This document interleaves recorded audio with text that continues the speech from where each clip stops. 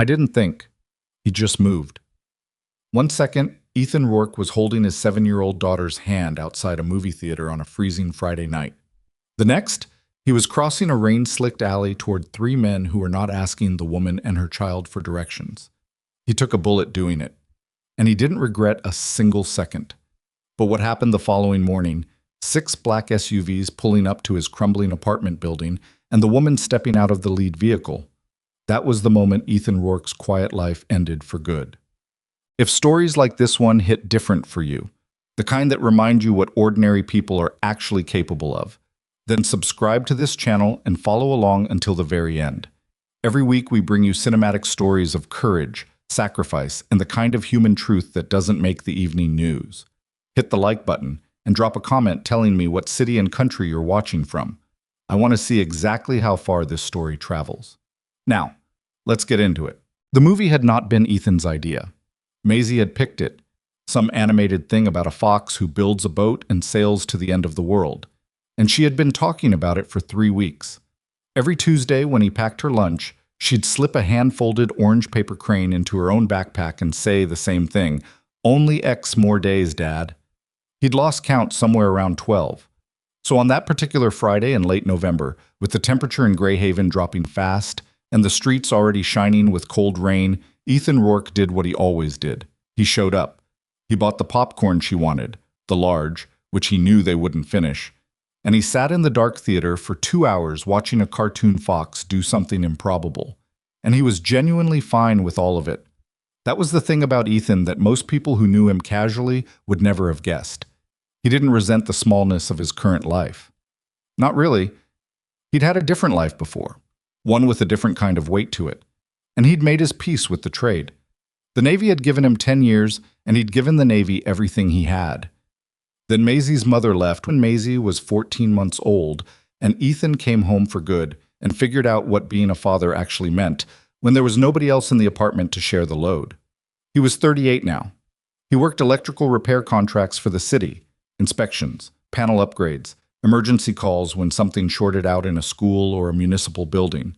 The pay was steady. The hours were manageable. He'd gotten good at packing lunches and terrible at keeping houseplants alive.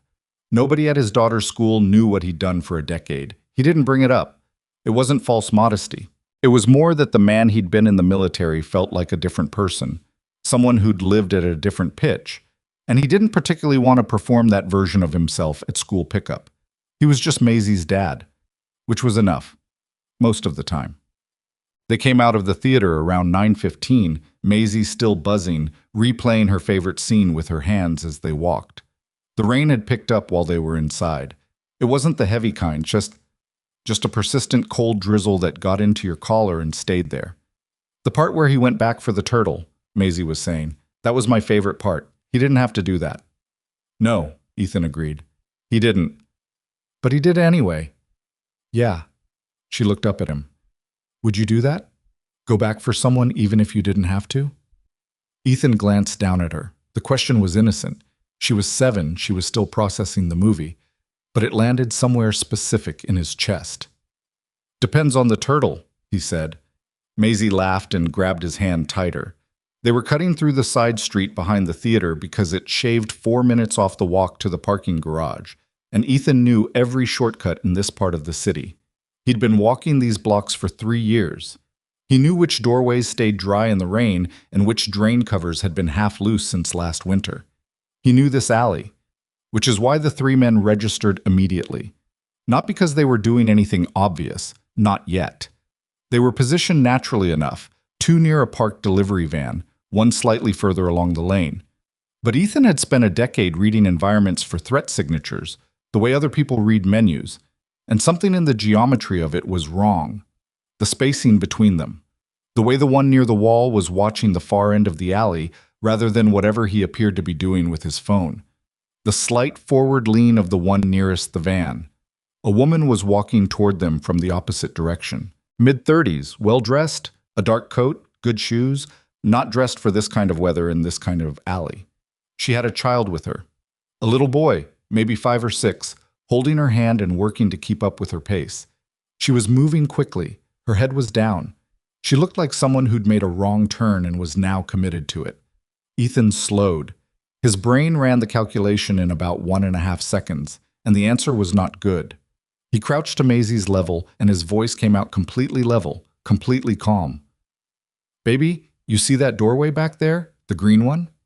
"Yeah." "Go stand in it. Right now. Don't move until I come get you." She looked at him. She was 7, but she was also his daughter, and she had seen his face enough times to know the difference between ordinary dad serious and the other kind. She went without argument. Ethan stood and moved. He didn't run. Running would have telegraphed the approach and given them time to adjust. He walked fast, angling across the lane, putting himself between the woman and the man closest to the van before any of the three had fully processed that they had a problem. "Hey!" He said it to the nearest one. Not loud. Almost friendly. The man turned, and in the half-second of confusion, Ethan put him into the wall with one controlled move, enough to take him out of the equation without anything broken. The second one came off the van fast, faster than Ethan expected, and they went sideways together into the side of the delivery vehicle with enough force that the metal rang.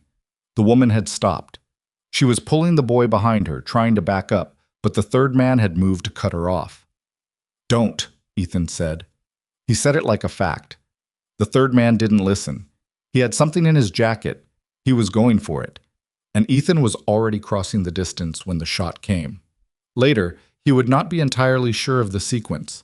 What he knew was the sound, then the burn in his left shoulder, then the boy was in his arms because Ethan had gotten between him and the shooter on instinct, and he was down on one knee on the wet pavement with the kid pressed against his chest and the rain coming down around them.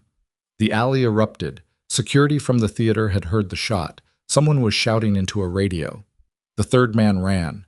The other two were not in any condition to run. Ethan looked down at the boy in his arms. The kid was maybe 6, dark-haired, eyes enormous, rigid with shock. He was breathing in short, fast pulls, not yet crying, past crying, the way children get when they've moved through fear into something deeper. "Hey," Ethan's voice was quiet. His shoulder was burning badly now, and his left arm wasn't cooperating the way he wanted it to. "Hey, look at me." The boy looked at him. "You're safe, kid." He held the boy's eyes and said it again. "You're safe. Nothing's going to happen to you." Something in the boy's face came loose, the rigid set of his jaw, the held breath. He pressed his face into Ethan's jacket and finally cried. Ethan sat there on the wet pavement, holding someone else's son, while his shoulder bled into his coat. The next several hours were the predictable kind of chaos. Paramedics, police, the hospital. The bullet had caught the outer edge of his left shoulder, missed everything it might have destroyed, which was luck he didn't allow himself to examine too closely. He needed surgery to extract the fragment and ended up spending the night.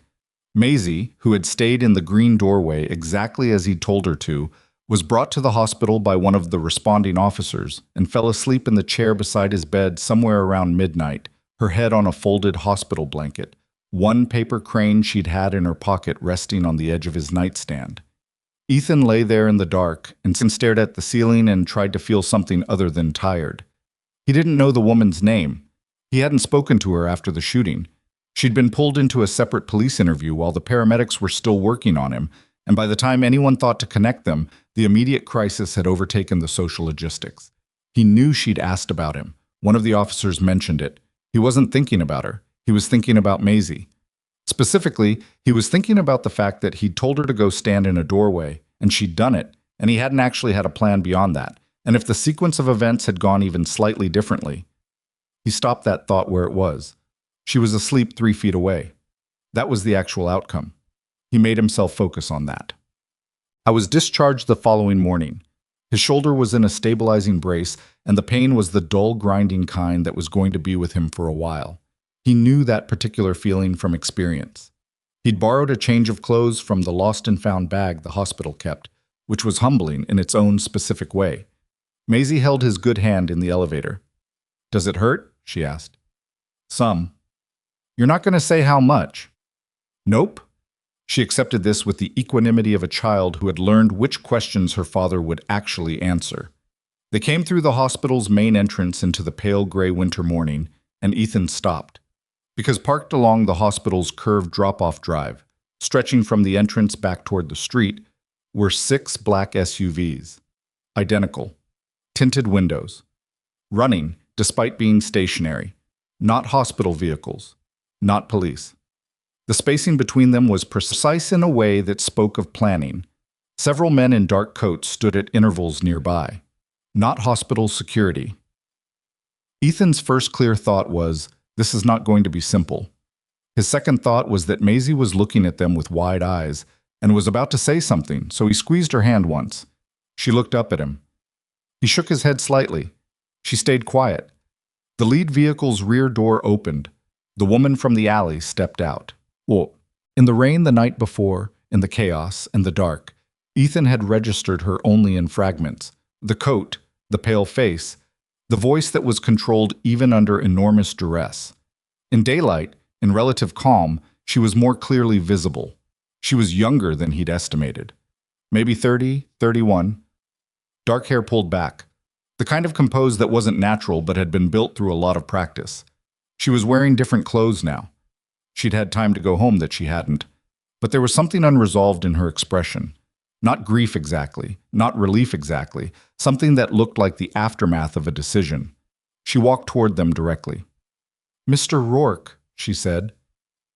Ethan didn't say anything for a moment. He was processing the fact that she knew his name. "You know who I am," he said. It wasn't a question. "I do." She stopped a few feet away. Her eyes went briefly to Maisie, and something in her face shifted. Not softened exactly, but something. "I'm Vivian Halstead. Noah is my son. He's safe. He's home." The last 2 words came out with an effort that she controlled quickly. "Good," Ethan said. An awkward beat passed. She seemed to be recalibrating. He suspected that Vivian Halstead was not often in situations where the other person didn't know who she was. "I wanted to come here personally," she said, "to thank you." "You didn't need 6 trucks for that." A brief pause. "No," she admitted, "I didn't." Something shifted in her expression. A flicker of what might have been self-consciousness, gone fast. "I also came because there are things you need to know," she said. "Things about last night that aren't coincidental, and things about your family that you may not know." "My family?" "Your grandfather," Vivian said, "Arthur Rourke." The name landed strangely. He hadn't heard it said aloud by a stranger, by anyone outside his grandmother's careful conversations, in a very long time. Maisie tugged his sleeve. "Dad, who's Arthur Rourke?" Ethan looked down at his daughter's upturned face, then back at Vivian Halstead standing in the gray winter light with 6 vehicles behind her, and answers he hadn't known he was missing. "My grandfather," he said quietly. "He died before I was born." Vivian held his gaze. "I know," she said. "I was there." The wind moved through the drop-off lane, and Ethan Rourke, standing outside a hospital on a cold November morning with a hole in his shoulder and his daughter's hand in his, and a stranger who knew his grandfather's name, understood for the first time that whatever had happened in that alley was not finished. It had barely started. They didn't talk there.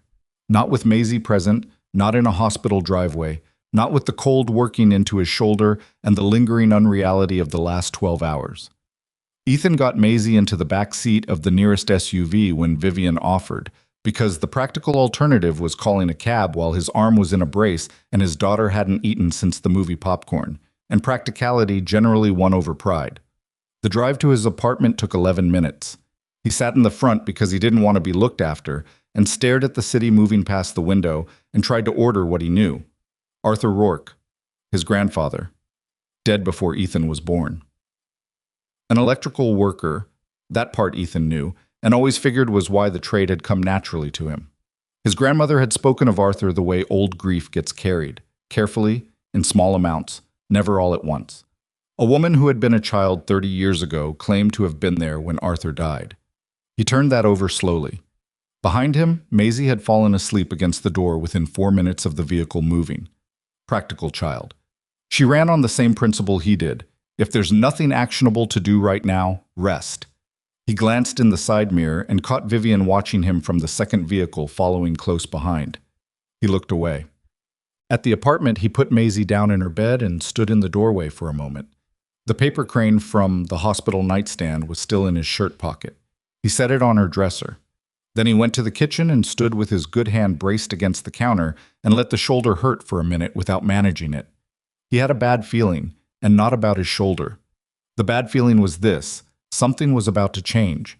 He'd had that feeling before, in other places, and it had always been right. He took a breath, straightened up, and went to answer the door. Vivian Halstead did not look like someone who made requests. She looked like someone who issued them and then waited with professional patience while other people caught up. Ethan had met the type before. In the military, there were officers who carried authority like a physical trait, something structural rather than performed. Vivian had that quality, but it was rougher around the edges than she probably wanted it to be this morning. The composure was real, but it had been worked for. You could see the seams if you looked. She was standing in his kitchen, which was a strange thing to witness. The kitchen was small and not particularly clean. There were Maisie's drawings held to the refrigerator with mismatched magnets, a stack of unopened mail on the counter that Ethan kept meaning to deal with, a coffee mug he'd rinsed but not washed sitting in the dish rack. It was an honest room. It told the truth about who lived here. Vivian stood in it like someone trying not to let the space make her feel anything, and not entirely succeeding. One of her security people, a broad-shouldered man named Garrett, who had the flat, careful eyes of someone with a professional past similar to Ethan's, had taken up a position near the apartment door without being asked. Ethan had noted it and let it go. He understood the logic. He would have done the same. He set a mug of coffee on the table in front of her. He hadn't asked how she took it because he was out of milk and there was no point in the question. She wrapped both hands around it and didn't drink. "Tell me about my grandfather," Ethan said. He sat across from her. His shoulder was a persistent fire under the brace, and he'd taken 2 of the prescribed painkillers, which meant he could function but wasn't enjoying himself. Vivian looked at him. "How much do you actually know about him?" she asked. "About what happened?" "Not much. He died in a fire before I was born. My grandmother didn't talk about it in detail. I know he was an electrician. I know it was a building fire somewhere in the city." He paused. "I know she never completely recovered from it. She wasn't the kind of person who showed that, but I knew." Vivian nodded slowly. Her hands tightened around the mug. "The Briarwood Children's Residence," she said. It was an assisted residential facility for children who'd been removed from unsafe homes. It operated in the Callaway district. The building's gone now. They rebuilt the block in the 90s. But in October of 1987, it was still the original structure, old wiring, the kind of electrical work that should have been replaced 15 years earlier. She stopped. The fire started in the east wing around 11 at night. Most of the children were asleep. Ethan said nothing. He watched her face. "I was 8 years old," Vivian said. "I had been at Briarwood for about 7 months at that point." She said it the way people say things they've had a long time to practice saying, flat and factual, the emotion not gone, but compressed somewhere deeper than the words. "I don't remember everything about that night clearly. I remember the smoke before I remember the fire. I remember the hallway being very dark. And I remember a man carrying me." She looked at the table. "He carried me out through a section of hallway that was it was bad. He was talking to me the whole time, telling me to keep my face down, to stay calm. His voice was completely steady. I remember thinking he must not be scared, and that made me less scared." A pause. "He was scared. He must have been. But I was 8, and I needed to believe he wasn't, and he understood that without me saying it." Ethan's chest had gone tight. "He went back in," he said, 3 times. Vivian finally looked up. "He carried out 4 children, including me. The 4th time, the section of roof that had been compromised came down." She said it without inflection. "They recovered his body 2 days later." The apartment was very quiet. Somewhere down the hall, Maisie shifted in her sleep, and the old building creaked. The official incident report listed him as a maintenance contractor working on an adjacent property who rendered assistance at the scene, Vivian said. That's what it said. Rendered assistance. His name was in there once, as a footnote. Her jaw tightened. There was supposed to be a review, a formal recognition of what he'd done. It kept getting deferred. The facility had liability issues they were managing. There was administrative turnover. And eventually it fell through the cracks. Nobody came back to it. Ethan put his good arm on the table and looked at his own hand for a moment. He had grown up knowing almost nothing about Arthur Rourke. A photograph on his grandmother's bureau. A lean man with a level gaze, maybe 40, squinting slightly in the sun. Her careful, limited sentences. He was a good man. He cared about people. He would have loved you. She never said more than that, and Ethan had understood early that asking more was a way of reopening something that didn't fully close. What he had not understood, what nobody had ever told him, was that his grandfather had died carrying children out of a burning building. 4 of them. 3 times he went back in, and the 4th time the building came down on him. Ethan breathed. "How long have you known my name?" he asked. "I hired a research firm to trace Arthur Rourke's family about 4 years ago," Vivian said. "It took longer than I expected. Your grandmother had passed, and your father had moved several times. It took them a while to get to you." She hesitated. "I knew your name and general location for about 8 months. I was trying to determine the right way to make contact, whether to do it through an intermediary or directly, or—" She stopped herself. "I was overthinking it. And then someone tried to take your son," Ethan said. "And then someone tried to take my son." She set the mug down. "And the man who stopped it was Arthur Rourke's grandson." The coincidence of it was almost too geometric to sit with. Ethan had never believed in fate. The military burned that kind of thinking out of you early, because fate was a concept that didn't survive contact with the randomness of how things actually went wrong. But this was hard to file as simple coincidence. This had an architecture to it. "I didn't say any of that." He said, "Tell me about Noah." Vivian's expression changed. The professional composure loosened in a specific way that only happened when people talked about their children. Something behind the eyes went different. "He's 6, she said. He's—" She paused, and for the first time since she'd walked into his apartment, she seemed not to know exactly what word she wanted. "He's okay. He's home. He hasn't said much about last night yet. He will, eventually. He processes things slowly." A beat. "He asked about you." "What did he ask?" He said, "Is the man okay? The one who held on to me." She said it precisely, like she had committed it to memory. "I told him you were going to be fine." "Good." He also said— She stopped and something crossed her face that she controlled quickly. "He said you talked to him, that your voice was calm. He said it helped." Ethan didn't know what to do with that, so he moved forward. "What's the actual situation with the kidnapping?" Vivian straightened slightly. This was ground she was more comfortable on. "Halstead Technologies is in the middle of a contested acquisition process," she said. "I founded the company 11 years ago. We build infrastructure security systems, digital architecture for utilities, transit networks, emergency services. In the last 18 months, several major investment groups have been pushing for a takeover. I've been blocking it." She said that last part with a specific flatness. "The men in that alley last night were not random. Noah was a target. The intention was leverage." "Someone ordered the kidnapping of your son to force you to give up your company," Ethan said. "Yes." "That's an extreme move. There's a lot of money involved." She said it without any particular feeling, which was its own kind of feeling. "Federal investigators have been looking at a financial irregularities case connected to 2 of the investment groups for several months. I've been cooperating with that investigation. Some of the people I've been cooperating against apparently decided that waiting out the legal process was less attractive than a more direct approach." Ethan thought about the 3 men in the alley, the precision of their positioning, the way the 3rd one had gone for the weapon without much hesitation. That wasn't amateur work. "They hired professionals," he said, partially. The 2 who were detained appear to be local contracted help. The 3rd, who fled. Investigators believe he's connected to a private security firm with documented ties to one of the investment groups." She paused. "You walked into something that was planned in some detail. They had been watching my schedule for weeks." He absorbed this. "The shot," he said. "That wasn't supposed to happen."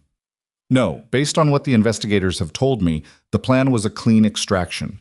Get Noah away from me before my security arrived. Use him as pressure.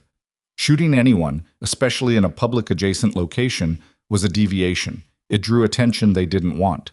A pause. "You were not supposed to be there." "I know. If you hadn't been—" She stopped. Don't. Ethan said, not unkindly. She nodded once. She understood.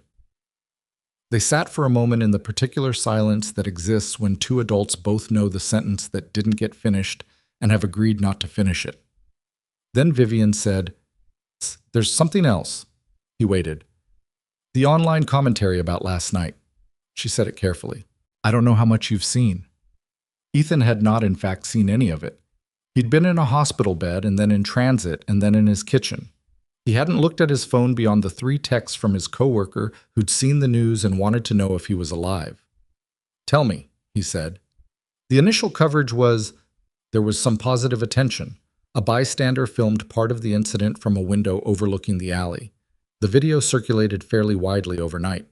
She set her phone on the table, screen down. Then several accounts began pushing a different narrative, that the incident was staged, that you're a private security contractor working for me, that the entire thing was orchestrated for publicity purposes, to generate public sympathy during the acquisition dispute. Ethan stared at her. "That you paid me," he said flatly, "or that we were previously acquainted and arranged it together." She met his eyes. The narrative has a certain logic to it, from the outside.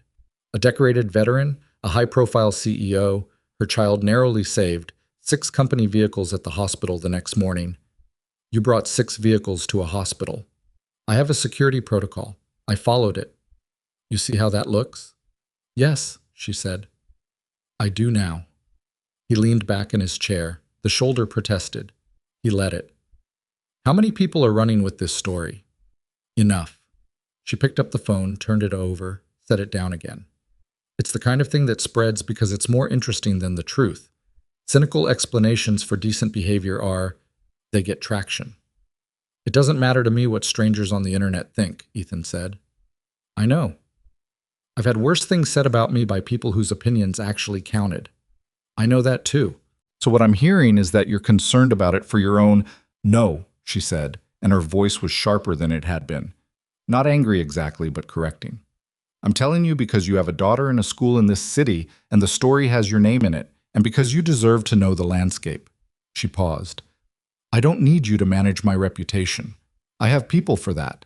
I'm telling you because it's your name." He held her gaze for a moment. "Fair enough," he said. They sat with that. Outside the kitchen window, the gray morning had given way to a flat winter light that wasn't quite sun and wasn't quite cloud.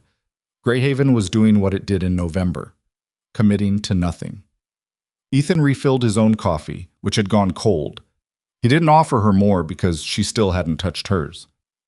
"Your grandfather," Vivian said. She said it differently now, quieter, and with something that had been building since she walked in. "I want to tell you something, and I want you to hear it directly before you hear it any other way." He sat back down. "I am not— This is not charity," she said. "And it's not guilt. I've spent a lot of years sorting through what I feel about what Arthur Rourke did, and I've been careful about that because those things, guilt, obligation, they're easy to mistake for something more honest." She met his eyes. "What I feel is that a man died doing something extraordinary, and the world didn't notice, and I did, and I've been carrying that since I was 8 years old." Ethan didn't say anything. "I looked for his family because I wanted them to know," she said. "Not because I could fix it, or because knowing would undo anything, just because it seemed wrong that they didn't." The refrigerator hummed. One of Maisie's drawings, a house with a large orange sun, shifted slightly in the air from the heating vent. "He had a pocket watch," Ethan said. Vivian looked at him. "My grandmother mentioned it once. She said he carried it everywhere. She never found it after. She just assumed it was lost in the fire." He paused. She didn't say much about it, but the way she said it told me it mattered. Vivian was quiet for a long moment. "I need to show you something," she said. "Not today. You need to rest, and there's a secure location where the records are kept. But I want you to see it." She paused. "All of it. The official reports, the survivor testimony, the documents I collected over the years." A beat. "And one other thing." "What other thing?" She didn't answer that directly. She said, "Will you come?" Ethan studied her face. The thing he'd clocked early about Vivian Halstead, the built composure, the controlled affect, was still there, but there was something underneath it that he hadn't fully identified yet. Not manipulation. Something more like urgency that had been living in her for a long time and was now very close to the surface. Yeah, he said. I'll come. She nodded once, picked up the untouched mug, and this time actually drank from it. He almost said something about the coffee being bad. He decided against it. 3 days later, when Ethan finally looked at his phone in any sustained way, he understood what Vivian had meant about the narrative. The video from the alley, 47 seconds, shot from above at an angle that captured most of the central action, had over 2 million views. The comments were a split that he recognized from his time watching how information moved online. A loud minority who decided the cynical version was correct, and a quieter majority who were mostly just watching. He could manage that. Strangers had thought worse of him. What he hadn't anticipated was Maisie coming home from school on the 4th day and not saying anything. She was a talker. She had been since she learned to string words together, a running commentary on everything she observed, questions about how things worked, unprompted opinions on food she hadn't tried. The quiet was wrong. He let it go through dinner. He made pasta because it was the thing he could do one-armed without dropping anything, and Maisie ate without her usual editorial on whether he'd put enough cheese on it, which told him everything. After dinner, she sat at the table working on a paper crane. She'd been doing it since she was 5. Her first-grade teacher had shown the class, and something about the method had gotten into Maisie specifically. She would fold them when she was working through something. Ethan had learned to read her emotional state partly by the rate and precision of her folding. Tonight, she was working slowly, getting it wrong and smoothing it out and starting again. He cleared the table around her and said, "You want to tell me what happened at school?" A pause. She kept her eyes on the paper. "Some kid said you made up the thing with the boy," she said, "to be on TV." Ethan sat down. "And what did you say?" "I said that was stupid." A pause. "Miss Cardoza heard me say stupid, and I had to apologize." "Okay." "I apologized, but I was still right." "You were," Ethan said. She looked up at him then. She had his eyes. Not the color, but the quality. The way they went direct. "Did you know the lady before?" she asked. "No." "For real?" "Maisie." "No, I'd never seen her before that night." She held his gaze for a second, checking it. Then she looked back at the crane. "Caleb Orinoco said his dad said you were lying," she said. "Okay." "I told him his dad was wrong. You could have just not engaged with it." "He said it to my face, Dad," Ethan breathed. "Yeah, okay. Fair." She worked the paper for a moment. One of the folds wasn't right, and she made a small sound of frustration. "Why do people say things like that?" she asked. "About people they don't know?" He thought about how to answer this in a way that was honest without being cynical in a way she wasn't ready for. She was 7, but she was also his kid, and she'd always responded better to a straight answer than a managed one. "Because the truth is sometimes boring," he said. "And because people are more comfortable with a world where nobody does anything for free. It's easier to believe that than to believe someone just—" He paused. "Just moved." Maisie thought about that. "That's sad," she said. "Yeah, a little." She finally got the fold right, and the crane's wings took their shape. She held it up to inspect it, turned it once, set it down on the table. "I know you didn't make it up," she said. "I was there." Ethan looked at his daughter. She said it the way only a 7-year-old could, factual, unadorned, slightly impatient with the whole conversation for requiring stating what was obvious. "I know you were," he said. She pushed the finished crane across the table to him. "This one's for your shoulder," she said. "I read online that they help." He picked it up. "Thank you." "You have to keep it," she said seriously. "It doesn't work if you lose it." "I won't lose it." "You lost the blue one I made for your keys." "That was—" He stopped. "That's true. But I won't lose this one." She seemed to accept this with the provisional trust that characterized most of her dealings with him. Then she slid off her chair and went to brush her teeth, the conversation apparently closed. Ethan sat at the table and held the small orange crane and let himself feel the thing he'd been not feeling since the hospital. The low, hard anger of watching his daughter come home quiet from school. The specific, grinding unfairness of it. Not to him, he could carry his own reputation, but to her. 7 years old and defending her father's honesty to classmates because strangers on the internet had decided a more interesting story was more likely than the boring true one. He set the crane carefully on the windowsill. Then he texted Vivian, "When can I come see the records?"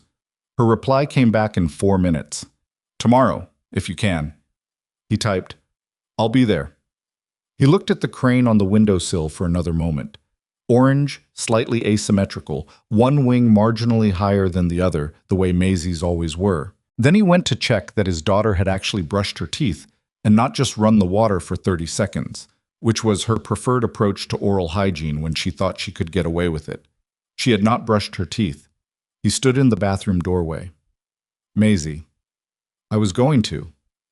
You were standing here looking at yourself in the mirror. I was thinking. Think while you brush." She made the face, the one that communicated that this was a profound injustice, and picked up the toothbrush. He leaned against the doorframe and watched her and felt, underneath the anger and the shoulder pain and the complicated weight of everything Vivian had told him, the specific steadiness that his daughter reliably produced in him. The way she made the next thing obvious. Tomorrow he would go look at the records. He would find out who his grandfather had actually been. And then, he wasn't entirely sure. But that part would sort itself out. Tonight, he made sure his kid brushed her teeth. That was the next thing. So that was the thing he did. The archive was not what Ethan had expected. He wasn't sure what he had expected exactly. Some corporate storage room, maybe. Filing cabinets and banker's boxes stacked under fluorescent light. What Vivian had built was something more deliberate than that. It occupied a climate-controlled room on the 14th floor of a building in Greyhaven's financial district, accessed through a private elevator that required a keycard and a 6-digit code. The room itself was long and narrow, the walls lined with organized document files, each labeled and dated. A central table ran the length of the space, its surface clear except for 3 archival boxes already set out. Ethan stood in the doorway for a moment before walking in. Vivian was already there. She was standing at the far end of the table with her arms crossed. Not defensively, just the way people stand when they've been waiting and don't want to look like they've been waiting. She had a legal pad near her right hand with several lines of handwriting on it. She'd been working while she waited. "Thank you for coming," she said. "You don't have to keep thanking me," Ethan said. "I know." A pause. Old habit. His shoulder was better than it had been 2 days ago. Not good. The surgery site was still tight, and there was a specific wrong angle that produced a sharp reminder of itself. But better. He dropped the sling this morning because it made him feel managed in a way he disliked. His doctor had expressed an opinion about this. Ethan had listened to the opinion and then done what he intended to do anyway. He walked to the table and looked at the first box. "Can I?" "That's why you're here," Vivian said. He opened it. The first thing on top was a photograph, black and white, clearly from the late 80s based on the print quality and the slight warping at the edges. It showed the exterior of a large building, brick, institutional, a row of windows along each floor. Below the image, in typed text on a label affixed to the back, Briarwood Children's Residence, Callaway District, Greyhaven, photographed 1984. He set it down carefully and looked at the next item. The official incident report was 32 pages long. City Fire Marshal letterhead. The date at the top was October 19th, 1987. He didn't read every word. He read the way he'd learned to read reports in the military, scanning for the specific and skipping the procedural. He found Arthur's name on page 11. One paragraph. Arthur James Rourke, 43, independent electrical contractor, was present at the site of the adjacent utility work and entered the structure during the emergency. Mr. Rourke rendered assistance to multiple occupants before the structural collapse of the east wing roof on the 4th rescue attempt. Mr. Rourke did not survive. One paragraph. 43 years old. Ethan had not known the age. He set the report down and looked at the wall for a moment without seeing it. "There were supposed to be formal proceedings," Vivian said. She was watching him but not hovering. She'd positioned herself at a slight remove, giving him room. "The facilities director submitted a request to the city for a commendation. It's in the second box. I have the original correspondence. The request was acknowledged, assigned to a committee, and then deferred when the facility became subject to a liability review related to the building's fire code violations. She paused. The commendation review was never reopened. The liability case ran for 4 years, and by the time it concluded, the original request had been effectively buried in the administrative record. Someone let it die, Ethan said. Nobody actively killed it. That's almost worse, in a way. It just lost momentum. There was nobody whose job it was to push it forward, and so it didn't go anywhere. He went back to the box and worked through it methodically. There were survivor testimonies, handwritten statements from children who had been at Briarwood that night, collected in the weeks and months after the fire as part of the liability proceedings. Several of them mentioned the man who carried them out. They didn't know his name. They described him in the way children describe things. The man with the gray jacket, the man who talked to me, the man who didn't stop. One statement, written in the careful block letters of a child, said simply, "He came back every time." I counted. Ethan read that one twice. He moved to the second box. Vivian's own research was organized in a way that reflected how her mind worked, chronologically, cross-referenced, with typed summary sheets at the front of each section. She'd been thorough, more than thorough. She'd tracked down former Briarwood staff, city officials who'd been involved in the liability case, the descendant of the facility director who'd submitted the original commendation request. She had newspaper clippings from the original coverage. The fire had made the local news, but Arthur's name hadn't appeared in any of them. The coverage focused on the building, the children's safety, the fire marshal's investigation. The man who had gone in 4 times was a footnote in the administrative record and invisible in the press. I was most of the way through the second box when he found the envelope. It was a plain white envelope, sealed, with his grandmother's full name written on the front in handwriting he didn't recognize. Margaret Elaine Rourke. The address underneath was his grandmother's old house on Ferris Street, the one she'd sold in 2003. The postmark was from 1991, 4 years after the fire. He looked up at Vivian. "It was returned undelivered," she said. The address was slightly wrong, a transposed number. It came back to the sender. The sender was the facility director. He'd written to your grandmother directly. She paused. "I found it in the estate records of the director's family. When I tracked down his son, he gave it to me. It had never been opened." Ethan held the envelope. He turned it over once. "Have you read it?" "No," Vivian said. "I have not." He set it on the table in front of him and looked at it for a long moment. The envelope was slightly yellowed at the edges. His grandmother's name in someone else's handwriting. A letter that had spent 35 years unread because a number had been transposed. He opened it. The letter was 2 pages, handwritten on official facility stationery.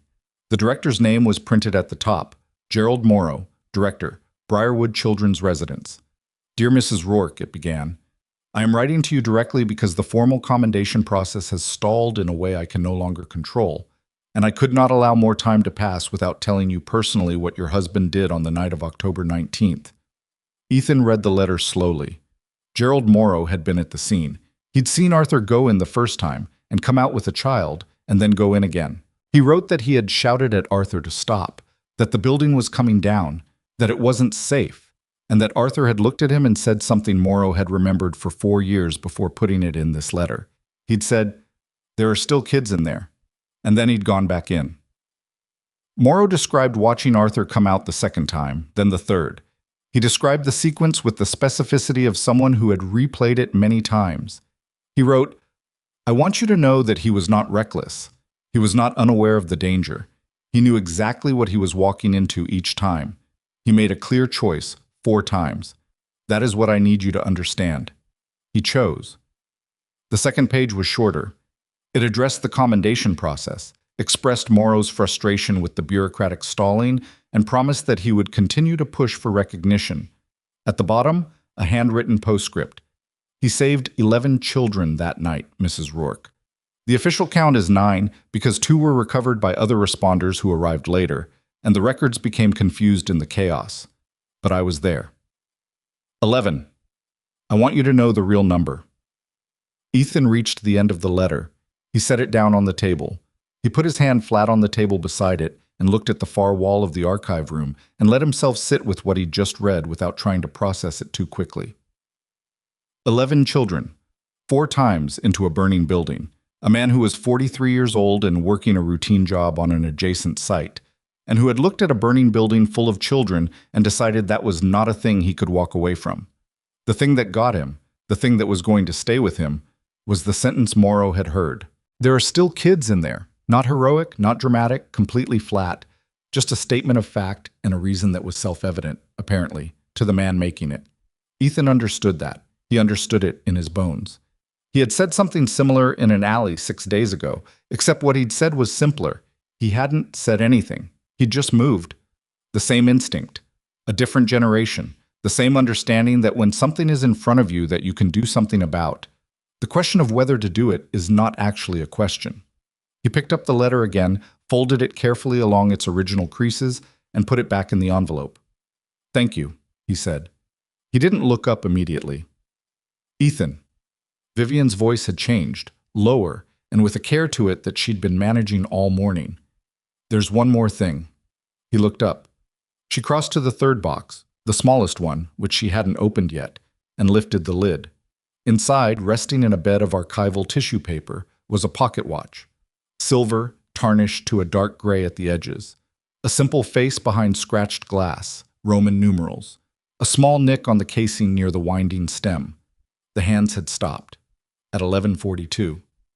Ethan stood very still. "It was recovered from the site during the structural clearance," Vivian said quietly.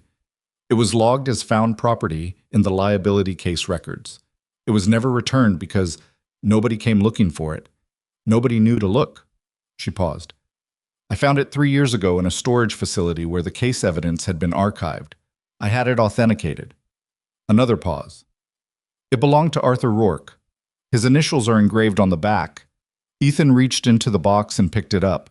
It was heavier than he'd expected, solid in the palm. He turned it over and read the engraving on the back casing. AJR, 3 initials, clean, simple cuts in the silver, the kind of engraving that was done to last. His grandmother had described this watch. Not in detail. She'd mentioned it once, carefully, the way she mentioned everything about Arthur carefully. She'd said he kept it in his left breast pocket, that he'd pull it out to check the time and always put it back in the same deliberate way, like it was worth treating gently. She had spent 37 years not knowing where it was. She had died not knowing. He stood there holding his grandfather's pocket watch and let the full weight of that land on him. Not the grand version, not the story of sacrifice and legacy. Those things were real, but they were large, and he couldn't feel large things clearly. What he felt clearly was the small version, his grandmother alone with her grief for 37 years, carrying the loss of a man she had not been allowed to publicly mourn or publicly honor, and not knowing that somewhere in a city storage facility, the thing he'd kept in his breast pocket was sitting in a box, unclaimed, because the administrative record had lost track of it. He closed his hand around the watch. Vivian did not say anything. She understood, apparently, that this was not a moment for words. He stood there for a while. Then he set the watch carefully back in the tissue paper, and he straightened up, and he turned to face Vivian. "What do you need from me?" he asked. His voice came out level. Not because he didn't feel anything, he felt a considerable amount, but because he'd had a lot of practice at level. Vivian looked at him. "I want to go public with the records," she said. "The full archive, Arthur's story, correctly told, with the documentation to back it up. I want to submit a formal petition to the city for posthumous recognition. There's a process. It just requires advocacy to restart it." She paused. "And I'd like your permission and your participation. Not as a story attached to what happened in the alley. Separately. His story, told on its own terms. And if the two things get linked by the press?" "They will get linked," she said honestly. "I can't prevent that. But I can control the framing. I can make sure the coverage leads with Arthur, not with you." He thought about it. He thought about his grandmother, the careful sentences, the photograph on the bureau, the grief she'd carried that nobody had ever publicly acknowledged, because the man it was for had died without anyone putting his name on anything. "Yeah," he said. "Okay." Vivian exhaled, not dramatically, just slightly, like something she'd been holding had eased. "There's one more thing I need to tell you," she said, "and this one is going to complicate your week." Ethan almost managed a dry sound. "Go ahead." "The federal investigation into the investment group's financial irregularities has widened," she said. "The investigators briefed me yesterday. 2 of the 3 men from the alley have given statements. The man who fled was apprehended in Delmore County on Thursday night. She picked up the legal pad from the table. The picture they're building is more organized than I initially understood. The kidnapping wasn't an improvised pressure tactic. It was part of a structured campaign that's been running for 8 months. Ethan waited. It goes further inside my company than I knew, she said. There's a senior executive, head of corporate communications, man named Darren Solis, who has been connected to the investigation. He's been on leave since Thursday. She paused. He also contacted you? Ethan went still. The email, he said. 4 days ago, he had received an email from a Halstead Technologies address. He'd assumed it was from Vivian's communications team, standard crisis management outreach, given that his name was public. The email had been brief and professional. It had said, essentially, that Halstead Technologies wanted to thank him for his actions and was also hoping to address any concerns he had about the ongoing press coverage, and that it would be in everyone's best interest for him to limit direct contact with Miss Halstead while the company's legal situation was active. He had read it and then not responded and then not thought about it much because it had read like standard liability management. That was Solis? He said. Yes. He was trying to keep me away from you. Yes. To limit the chance that we'd connect, and specifically that I'd share what I knew about the investigation before arrangements could be made. She said the last part with a careful flatness that told him she was choosing words deliberately. He knew about the archive. He knew I'd been looking for Arthur's family, and he knew that you showing up in that alley he knew it had created an opening between us that he needed to close. Ethan let that sit for a moment. The email had read like liability management because it was meant to. It was the kind of thing that would sound innocuous to anyone who read it without context. Limit direct contact. Legal situation active. Best interests. And the kind of thing that would make a person just reasonable enough about self-interest slow down and consider pulling back. He had not pulled back. Not because he'd seen through it, but because Maisie had come home quiet from school that same day, and after that conversation all he'd been able to think about was getting into this archive and understanding his grandfather. The email had gone to the bottom of his thinking. He's being investigated as part of the conspiracy? Ethan asked. He facilitated the targeting operation, Vivian said. He had access to my schedule, Noah's school routine, my security protocols. He was feeding information. She said it without any perceptible emotion, which Ethan suspected cost her something. I hired him 4 years ago. He ran my communications department for 4 years. I'm sorry. She looked slightly surprised that he'd said it. Thank you, she said, and this time it didn't sound like a habit. They stood on opposite sides of the table in the archive room with all of Arthur Rourke's documents between them, and the particular uncomfortable silence that comes when two people have shared more than they expected to and aren't yet sure what to do with the new weight of it. Then Vivian said, The investigators are going to want a full statement from you about the email and about the alley itself. You've already given one to the police, but the federal case is, I'll give them whatever they need, Ethan said. It may make the connection between us more public. The media will likely, I know. You're not worried about that? He thought about it honestly. I'm worried about Maisie, he said. Not for myself. If there's more coverage and it comes back to her school, again, I'd like to get ahead of that. Vivian nodded. I can have someone speak with the school administration directly. Not spin, just facts, and the documented record, so there's something accurate for them to work from if parents ask questions. I can do that myself, Ethan said. I don't need someone to speak for me. I know you don't. She paused. It was an offer, not an implication. Fair, he said. Same word she'd used. He noticed she noticed. He picked up the watch envelope from the table. It wasn't the watch, which Vivian had returned to its box, but the letter. Gerald Morrow's letter to his grandmother. Can I take this? It belongs to your family, Vivian said. He folded it carefully and put it in his jacket pocket. They began putting the archive boxes back in order, working from opposite ends of the table. It was the kind of task that people do in silence when they've been through something together and don't yet have the vocabulary for it. He handed her document folders and she filed them. She handed him the incident report and he set it in its proper position in the first box. When the table was clear, Vivian said, There's something else I've been thinking about, separate from all of this. He looked at her. It's not the right moment, she said, but I want you to know I have something I'd like to discuss. When things are less, when there's more air. Okay, he said. She nodded once. They rode the private elevator down to the lobby in a silence that was not uncomfortable. The lobby's revolving door pushed them out into the cold, and Greyhaven's mid-morning noise came at them immediately. Traffic, a jackhammer somewhere 2 blocks north, a delivery truck backing up with its warning beep. Garrett was outside with the vehicle. He opened the rear door without commentary. Ethan stopped on the sidewalk. Vivian, she turned. Arthur's pocket watch, he said. I'd like to have it. When this is over. When everything is settled. It was always going to go to you, she said. That was never a question. He nodded once. Then he looked at the street, at the city moving around them, at nothing in particular. He was thinking about his grandfather.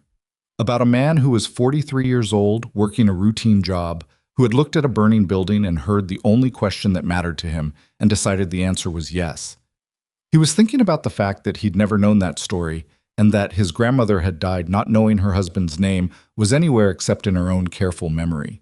He was thinking about Maisie, at school right now, probably telling someone something the way she always told things.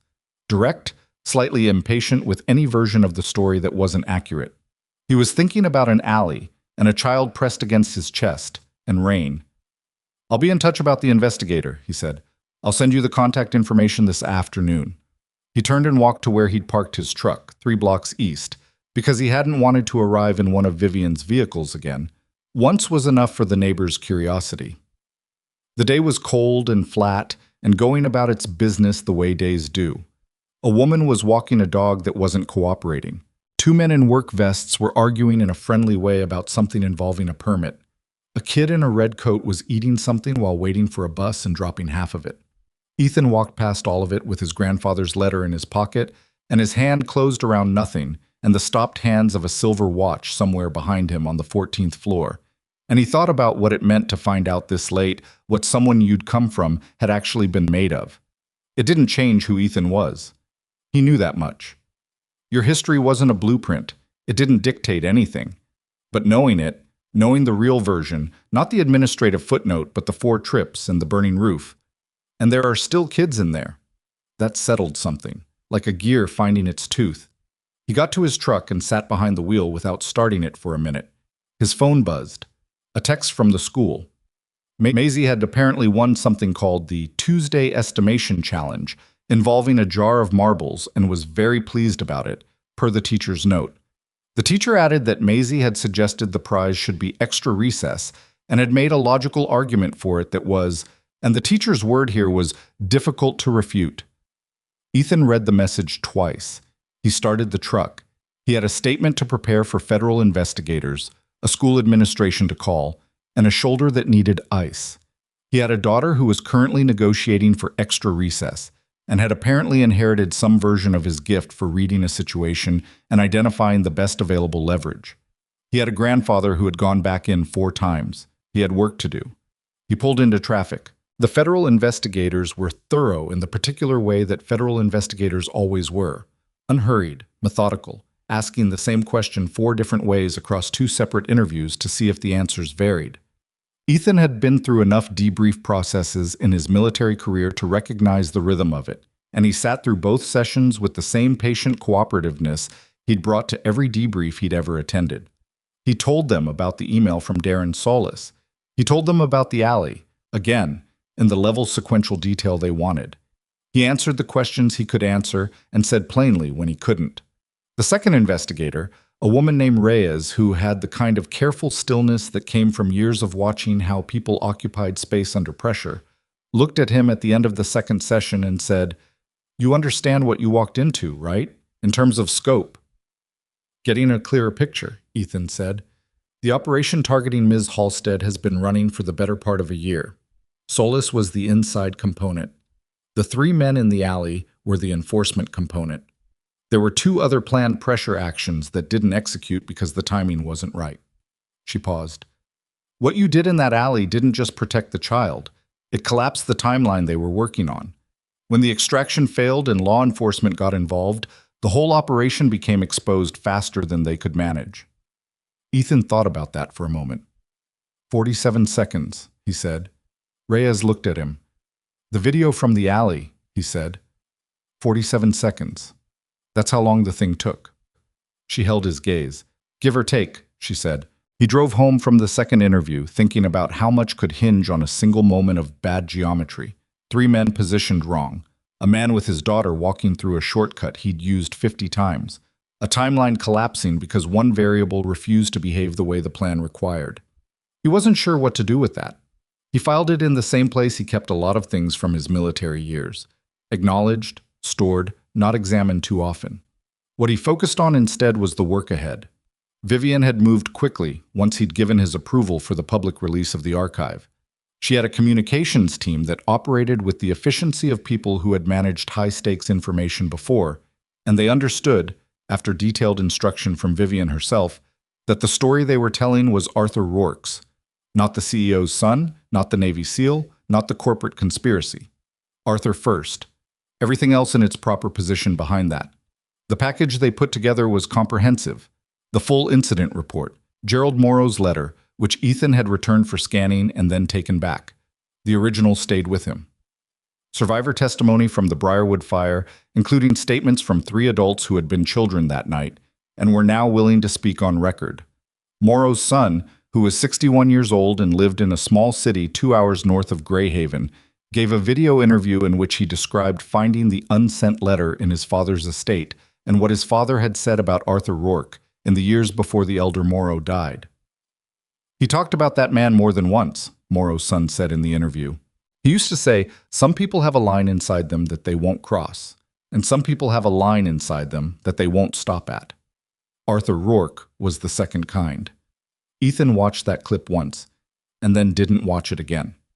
The archive release went out on a Wednesday morning, and by Wednesday afternoon it was the most discussed local story Greyhaven had seen in several years. By Thursday morning, it had become a national story.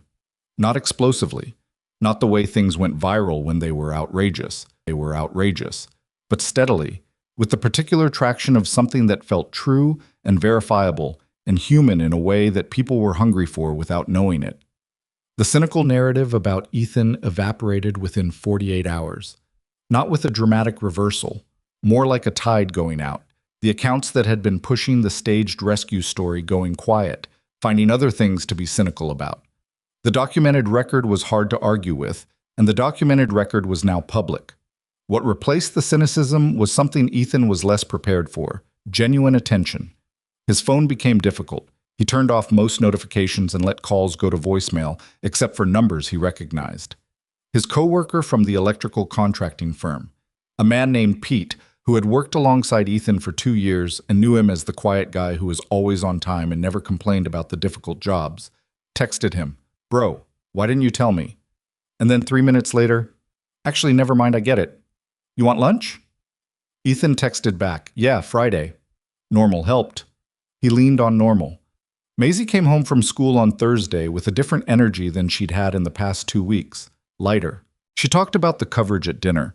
One of her teachers had apparently shown the class an age-appropriate version of the archive story, explaining who Arthur Rourke was and what he'd done. And Maisie had sat through it with the complicated dignity of someone who had information other people were only just receiving. Ms. Cardoza cried a little, Maisie said, working through a bowl of soup that Ethan had made adequately but not especially well. "Just a little bit. She turned away, but I saw." "Teachers are people," Ethan said. "I know that," said with some impatience. "I mean, she cried because it was sad. Because your grandfather, he didn't get remembered for a long time." "No. And now he does." "Now he does." Maisie ate for a moment. Then, "What was he like? Did your grandma tell you anything?" Ethan thought about this. He tried to be accurate rather than flattering. "She said he was stubborn," he said, in a quiet way. "She said when he decided something, you couldn't change his mind, and half the time she was frustrated by that, and half the time she was glad for it." A pause. "She said he made good coffee, and he was a bad driver, and he kept everything he owned longer than he should have because he hated waste." Maisie considered this portrait. "He sounds kind of like you," she said. Ethan looked at his soup. "Little bit," he said. She seemed satisfied with this and returned to her dinner. Outside, a car went past with music playing too loud and then faded. The kitchen was warm in the way it got when the heat was working properly, which was only sometimes. Caleb Orinoco said sorry today, Maisie said, without particular emphasis. Yeah? He didn't say it great, but he said it. Okay. I said it was fine, but I didn't say it was fine, just fine. Ethan looked at her. What's the difference? Fine means you forgot about it, she said. Fine means you accepted it, but you're still keeping track. He studied his daughter for a moment. When did you figure that out? She shrugged, the exaggerated shrug of a 7-year-old. I don't know. I just know it. He let that sit. He was aware, not for the first time, that Maisie was going to be a significant problem for anyone who tried to handle her in life. He meant that as a high compliment. You're doing okay? He asked. With all of it, school, the stuff online, all of it. She thought about it with the genuine consideration she brought to direct questions. Yeah, she said. I think so. It was annoying for a while, but it's different now. She looked at him. Are you okay? Yeah. You don't have to say yeah if you're not. Maisie. I'm serious. Ms. Cardoza said it's important to check in on people. Ms. Cardoza is right. He met her eyes. I'm okay. Really. It's a lot to process, the stuff about your great-grandfather, but it's good. It's hard, and good at the same time. She accepted this. Those are the best kinds, she said, and went back to her soup with the philosophical brevity of someone who had said what needed saying. Ethan sat across from her and thought that of all the people in his life who had a gift for reducing a complicated thing to its accurate core, his 7-year-old was at the top of the list. The ceremony happened 3 weeks after the archive release. The city moved faster than anyone had expected. Ethan suspected Vivian had facilitated that speed, though she never said so directly, and he didn't ask. The formal petition for posthumous recognition had been filed, reviewed, and approved in a process that normally took months, but apparently could be compressed when there was sufficient documentation and public attention and someone who knew how to navigate a city council's decision-making timetable. They closed a section of Callaway District for the afternoon. The rebuilt community center that stood on the block where Briarwood had been was the anchor of the ceremony, a large modern building with a small public plaza out front that had been recently updated. The memorial itself was a bronze plaque mounted on a granite base set into the plaza's central walkway. It read, Arthur James Rourke, 1944-1987. He went back in. Ethan stood in front of it for the first time about 40 minutes before the ceremony started, when the plaza was still being set up and most people hadn't arrived yet. A city worker was arranging chairs in the section roped off for the ceremony. Someone was testing a microphone on the small raised platform. The cold was the dry kind that came in December, the kind that made everything feel slightly more brittle than it actually was. He stood and looked at the words for a long time. He went back in. It had been Ethan's suggestion. Vivian had proposed something more formal, a full citation of what Arthur had done, the number of children, the date. Ethan had said no. He'd said 4 words. That's the whole story. You don't need more than that. She'd agreed without arguing. He put his hand on the granite once, briefly, and then stepped back. The ceremony itself was not small. A city official spoke. The fire marshal's office was represented. 2 of the Briarwood survivors spoke. One, a woman in her 40s who had flown in from out of state. One, a man in his 50s who lived in Greyhaven's east side and had, until 3 weeks ago, not known the name of the person who had carried him out of that building. He stood at the microphone and said the name carefully. Arthur James Rourke. And then he stopped for a moment and looked at the plaque. I wanted to say it out loud. I've been wanting to say it for a long time, and I didn't know I was waiting until now. Ethan was standing near the back of the crowd. He was in the section designated for family, which was just him and Maisie and, unexpectedly, still processing the strangeness of it, Vivian, who had insisted she was there as a survivor, not a benefactor, and taken a position at the edge of the family section without asking. Maisie was holding his hand. She was wearing a coat that was too thin for the weather, which was his fault for not checking before they left the apartment. He'd given her his scarf. She was wearing it wrapped twice around her neck in a way that made her look like she was being consumed by wool. She hadn't complained. When the man at the microphone said Arthur's name and stopped, Ethan felt Maisie squeeze his hand, not looking up at him, just squeezing once. He squeezed back. The ceremony ran about an hour. At the end, the city official invited Arthur's family forward. Ethan walked up with Maisie and stood in front of the plaque and the assembled people, and the official said something about legacy and courage, and then handed Ethan a framed copy of the posthumous commendation. Ethan looked at it. His grandfather's name on official city stationery, properly recognized at last. He said into the microphone because he had prepared 3 sentences and intended to say exactly 3. My grandmother carried this her whole life and never heard his name said out loud by anyone but her. I want to say it for her today. He looked at the plaque. I'm proud to be Arthur Rourke's grandson. That was all he said. He stepped back from the microphone. Maisie, beside him, nodded once with the decisive approval of someone who had been consulted on the speech draft and confirmed it was appropriately concise. She had in fact been consulted. She'd told him, don't say too much. It gets mushy when people say too much. He'd taken the note. Afterward, in the plaza, people came to speak to him in the way they did at these things, sincerely, warmly, with the slight discomfort of strangers offering something intimate. He shook hands and said thank you, and meant it, mostly. Maisie stayed close but not hidden, which was her default setting in social situations, present, observing, not performing. He was about 20 minutes into the post-ceremony gathering when he became aware of someone at the edge of the crowd who wasn't moving toward him the way others were. The man was standing near the plaza's far railing, 60 or so, maybe a few years past that. Heavy through the shoulders in a way that had once been something and was now just age settling into old structure. Gray at the temples, a lot of gray. He was wearing a dark jacket that wasn't quite warm enough for the day. He was watching Ethan with the particular expression of someone who has rehearsed what they plan to do and is now discovering that the moment is harder than the rehearsal. Ethan went still. He knew the face. He knew it the way you know a face you've seen infrequently over many years. At enough distance, with enough silence between, that it was always more of an outline than a detailed image. Calvin Rourke, his father. They had last spoken, actually spoken, about 4 years ago. A phone call that lasted 11 minutes and ended with neither of them saying what they'd actually called to say. Before that, sporadic contact that grew less frequent after Ethan's grandmother died, and the thing that had kept them minimally tethered to each other was gone.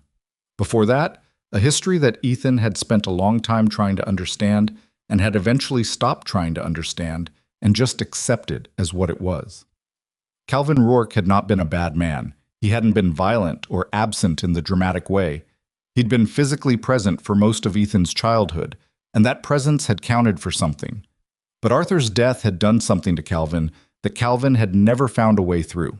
The loss of a father he'd barely known, Arthur died when Calvin was 12, had left a specific hollow that Calvin had spent decades filling with the wrong materials.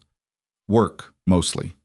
Then distance, a quality of emotional unavailability that Ethan had grown up reading as the climate rather than the weather, the permanent condition rather than the storm.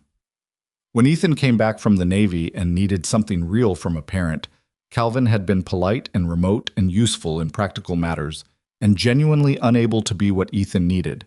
That had been the end of regular contact, more or less. Now Calvin was standing at the edge of a plaza in front of his father's name on bronze, and he looked like a man who had driven a long way and parked the car and sat in it for a while before he got out. Ethan looked at Maisie. Stay here a second. She followed his eye line to the man at the railing and looked back at Ethan. Who is that? Someone I need to talk to. A pause. My father. She looked back at the man, then at Ethan. The questions were visible on her face, and she held them, which took visible effort. Okay, she said. He walked to the railing. Calvin watched him come.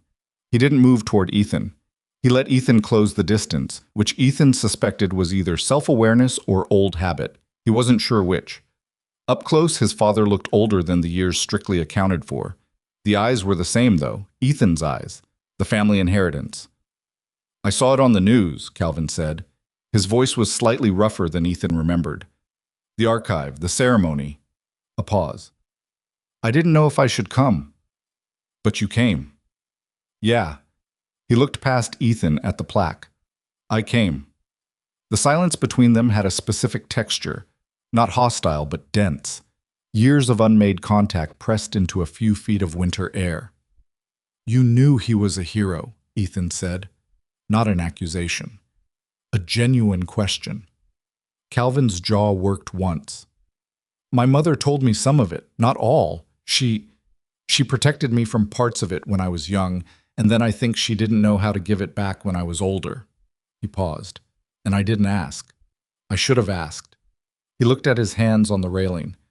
I spent a long time being angry about him being gone, and not much time trying to understand who he was. By the time I wanted to understand, it felt late. It's never entirely late, Ethan said. Calvin looked at him. I'm not saying everything gets fixed, Ethan said. He kept his voice flat and honest because flattery would have been cruelty here, wrapped in a different packaging. I'm saying the record is accurate now. You can know who he actually was now. That's something. Calvin nodded slowly. He looked at the plaque again. He went back in, he said quietly. Read it like he was trying to hold the weight of it. Yeah, that's him. His voice had gone rough in a different way. That's exactly him. She used to say he didn't know how to leave things undone. She used to say it like it was a frustration and a... He stopped. She loved that about him. They stood there. Maisie is here, Ethan said. Calvin's expression changed, shifted into something complicated and careful. I saw her, he said. In the crowd. She looks like... He stopped again. She looks like a Rourke, Ethan said. Yeah. Something crossed Calvin's face that was hard to name. The particular emotion of a person seeing what they missed through their own choices, standing right there in a small coat with a borrowed scarf. She does. Ethan thought about what to say. He thought about it carefully, because this was the kind of moment that it was easy to get wrong in both directions. Too generous, and you were being dishonest about the weight of the history. Too punishing, and you were using the moment for something that served your own grievance more than the actual situation. I'm not going to tell you what to do, Ethan said, and I'm not going to pretend the last 20 years were something other than what they were. He looked at his father. But Maisie doesn't have a grandfather. She's never had one. And she's at an age where that means something. Calvin was quiet. I'm not asking for a transformation, Ethan said. I know what I'm dealing with. I'm asking for one thing. If you want to be in her life, in our life, you have to show up consistently, not grand gestures, not when it's convenient, Tuesdays and ordinary Saturdays and school things that are boring in dentist waiting rooms. That's what it actually is. He held his father's gaze. If you can do that, then come meet her. If you can't, then I'd rather you don't start and stop. She's 7. She'll remember either way. Calvin stood with that for a moment. I want to try, he said. I know that's not enough on its own, but I want to try. Ethan held his gaze for another second. Then he turned and walked back to where Maisie was waiting. That's your grandfather, he said to her. She looked at the man by the railing with the clear-eyed assessment she applied to everything. The one you don't talk too much? Yeah. Why not? It's complicated. Grown-up complicated, not secret complicated. Okay. She looked at Calvin again. He was watching them from the railing, clearly unsure whether to approach. Is he nice? I think he's trying to be, Ethan said. That's as honest as I can get right now. Maisie thought about this with the seriousness it deserved. Then she pulled one of the folded orange paper cranes from her coat pocket. She had taken to keeping several on her at events, the way other people kept mints, and walked toward Calvin Rourke. Ethan watched his father's face as his daughter approached. Calvin looked, in that moment, like a man who had not been approached by anyone without wariness for a very long time and did not know what to do with the absence of it. Maisie held out the crane. For protection, she told him. The same thing she'd told Ethan in the hospital. Her standard explanation, delivered with complete matter-of-factness. Calvin Rourke looked at the small orange crane in his granddaughter's outstretched hand and said nothing for a moment. Then he took it. Thank you, he said. His voice was different, stripped of the rough caution that it had carried through the whole conversation with Ethan.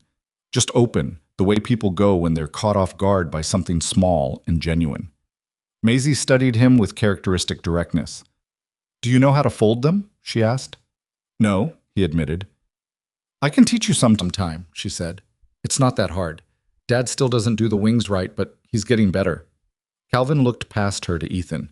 Ethan gave him nothing, no expression to work from. Calvin was going to have to navigate this on his own merits. Calvin looked back at Maisie. "I'd like that," he said.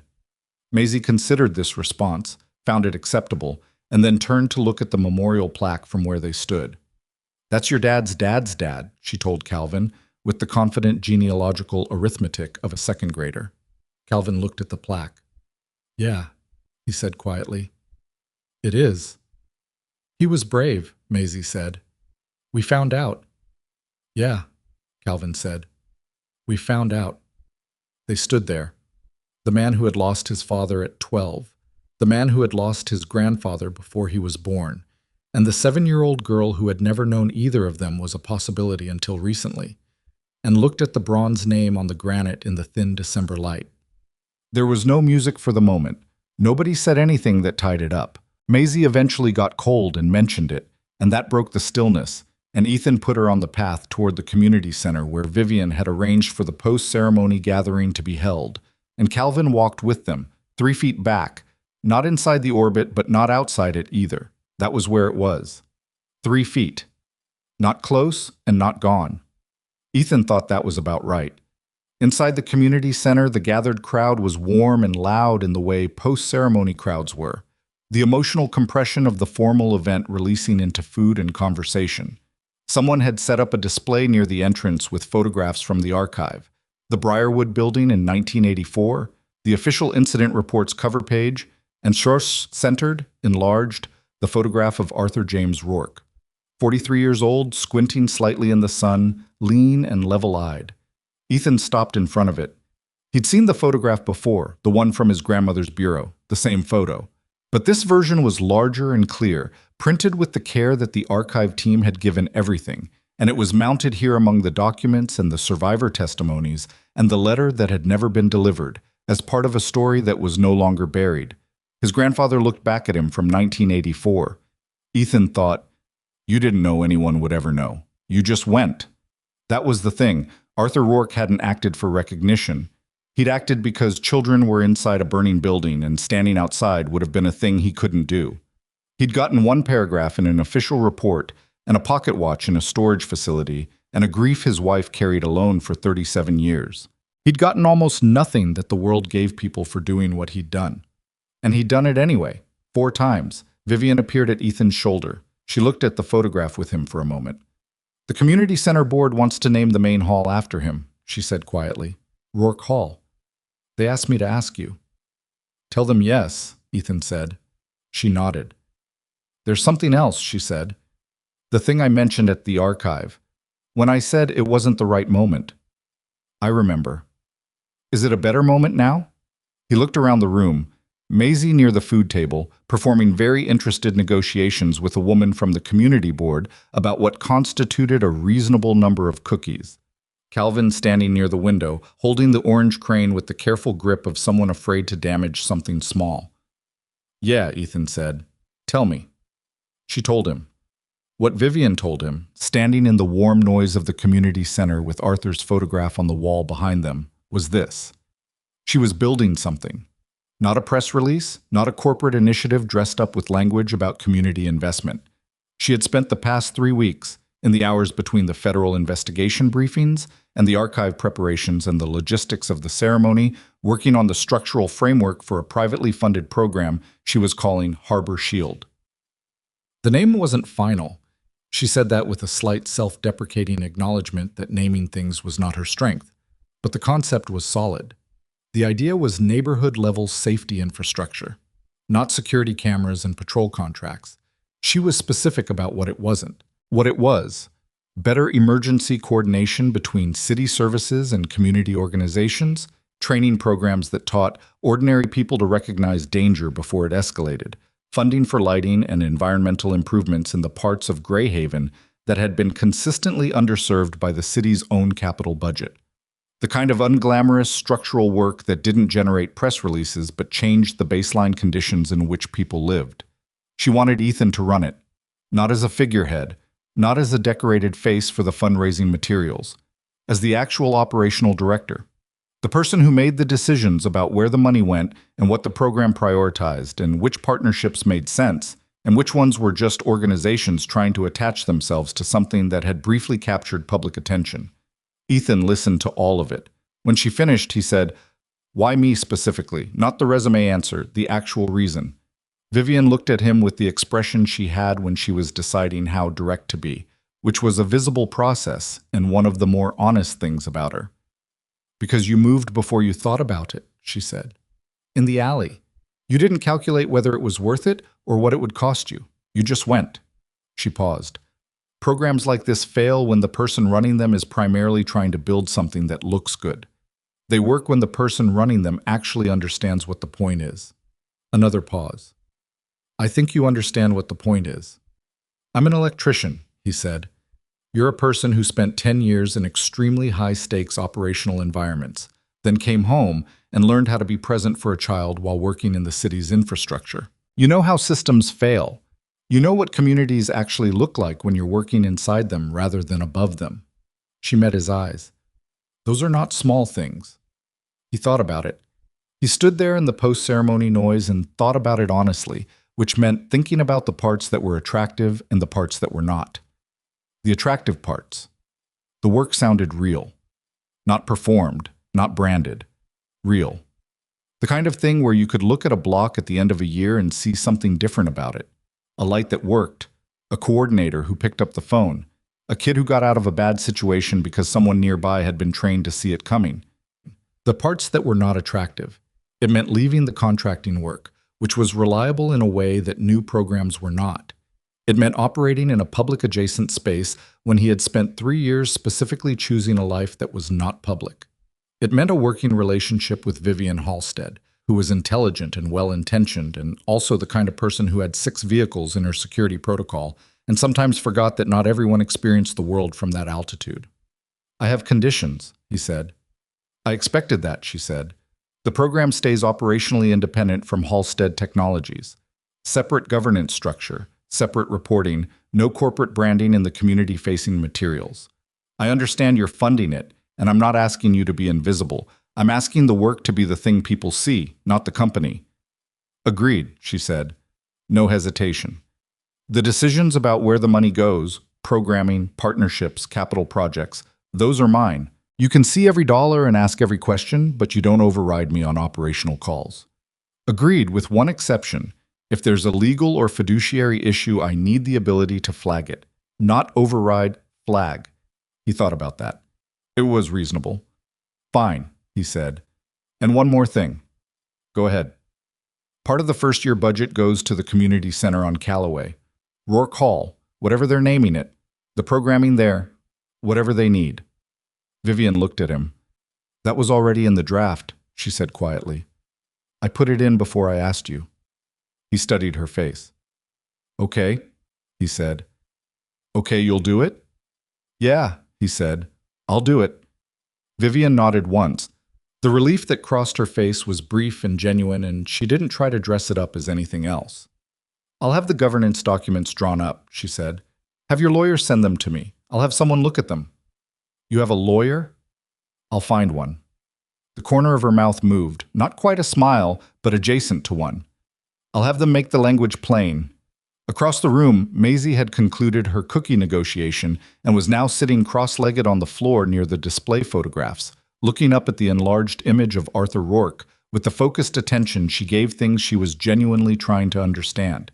Calvin was nearby, in a chair, still holding the orange crane. He was watching his granddaughter watch her great-great-grandfather's photograph, and his face had the particular quality of a man sitting inside a feeling he didn't have words for and had stopped trying to find them. It was not a perfect moment. There was too much history in that room for anything to be simply perfect. Too much lost time, too many years of silence, too many things that had gone wrong before they could go right. But it was real. All of it. The weight of it was the weight of real things, and Ethan had learned a long time ago to trust real over clean. He trusted this. The weeks that followed were not cinematic. They were the ordinary hard work of things beginning.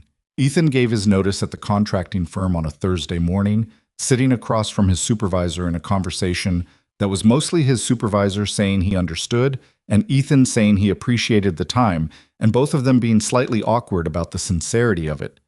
Pete, who was eating a sandwich at his workbench when Ethan came back through, looked up and said, "You're leaving, aren't you?" "Yeah." "Is it the thing with the CEO?"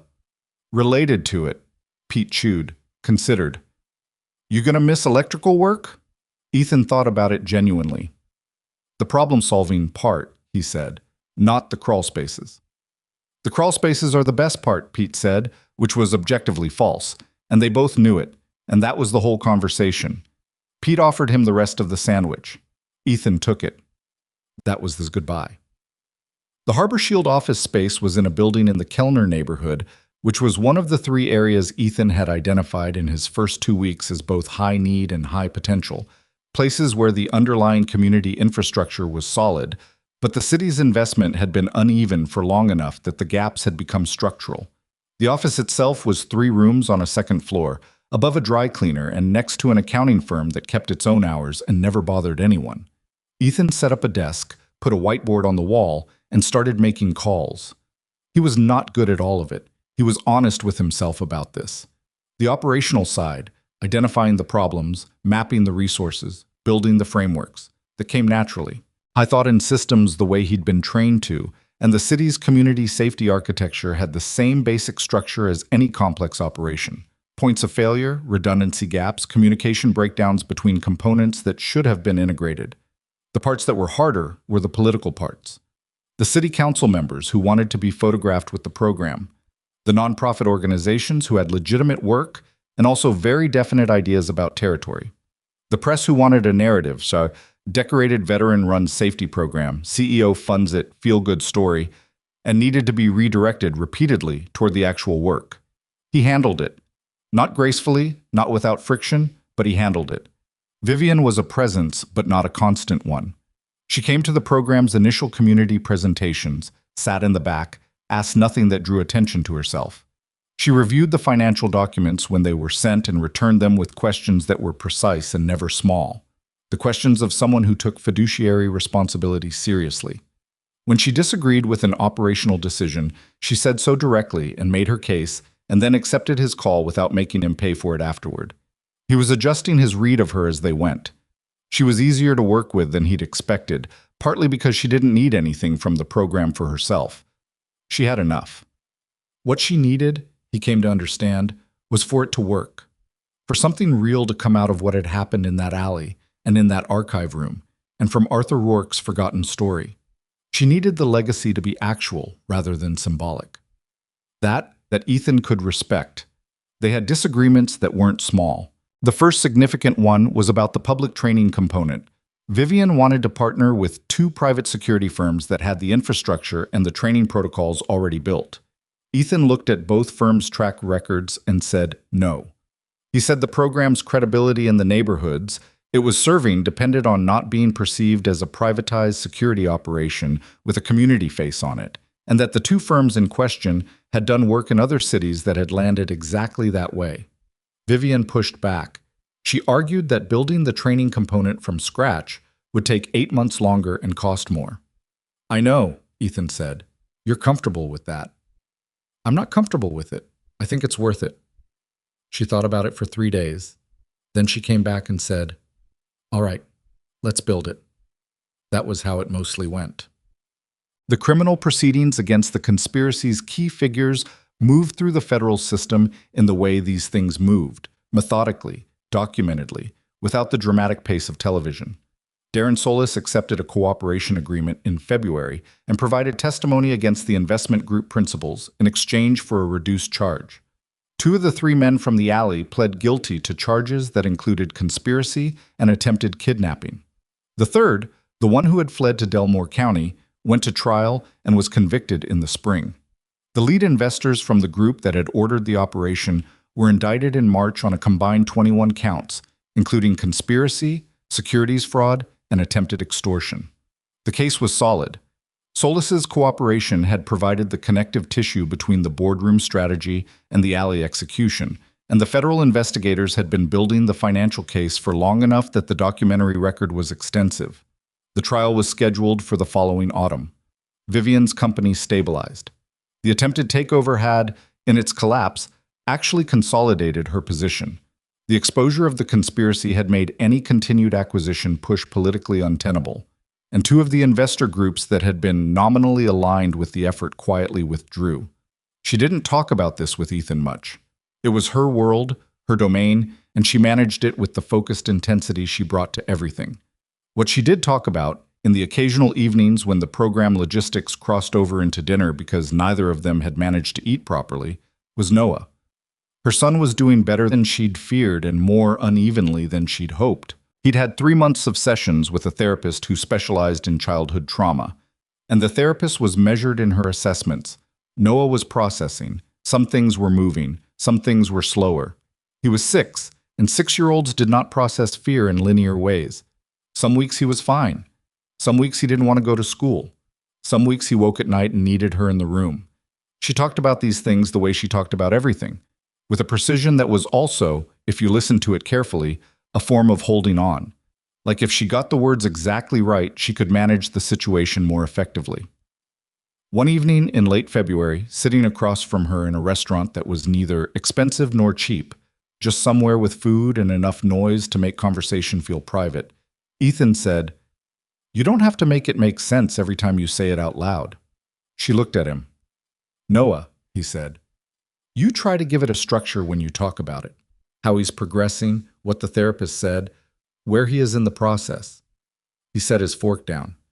"He's your kid, and he was scared, and you were scared, and it's okay if the report on how it's going is just, it's hard, and you don't know yet." Vivian looked at him for a moment.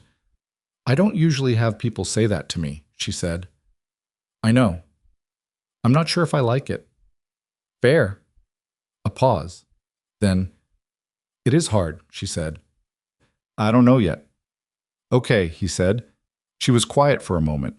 The restaurant moved around them. Other people's conversations, a server explaining something to a table nearby, the baseline noise of people eating together. "He asked about Maisie," Vivian said. Ethan looked up. "He wants to meet her. He's asked twice." She said it with the careful neutrality of someone who wasn't sure how the information would land. Ethan thought about it. He thought about 2 kids, a 6-year-old boy who had been rigid with fear in a wet alley, and a 7-year-old girl who had stood in a green doorway exactly as she'd been told and who had been folding paper cranes for 2 years as a way of managing things she couldn't control. "Set it up," he said. "Somewhere neutral, a park or something, somewhere they can move around." Vivian nodded. "Nothing formal," he added. "Just let them meet." "Okay." They met on a Saturday in March, at a park in the Hillcroft neighborhood with a good climbing structure and enough open space that neither child was confined to adult conversation. Ethan brought Maisie, Vivian brought Noah. The introductions were briefly awkward in the way children's introductions always were. A mutual assessment period, a silence, a few sidelong looks. Noah was small for his age, dark-haired, with a watchful quality that Ethan recognized from the alley, and that looked better on him in daylight, in a park, in the specific context of being a kid checking out another kid rather than being a frightened child pressed against a stranger's jacket. Maisie solved the awkwardness the way she solved most things, direct action. "Do you know how to climb that?" she said, pointing at the climbing structure. Noah looked at it. "Mostly," he said. "Come on then." And that was the introduction. Ethan and Vivian sat on a bench at reasonable distance, close enough to see them, far enough to not be in it, and watched their children figure each other out on a climbing structure. "She's something," Vivian said. "Yeah," Ethan said. "Is she always like that?" "Pretty much." A pause. "It's occasionally exhausting, and mostly I'm grateful for it." Vivian smiled. Not the careful, controlled version she deployed in professional settings. A real one, the kind that changed her whole face. Ethan noticed and looked away. On the climbing structure, Maisie was apparently explaining her system for getting to the top fastest, and Noah was listening with the careful attention of someone filing useful information. Within 10 minutes, they were racing. Within 20, Noah was laughing at something Maisie had said. A real laugh, startled out of him, the kind that kids make when something is funnier than they expected. Something in Ethan's chest settled at that sound.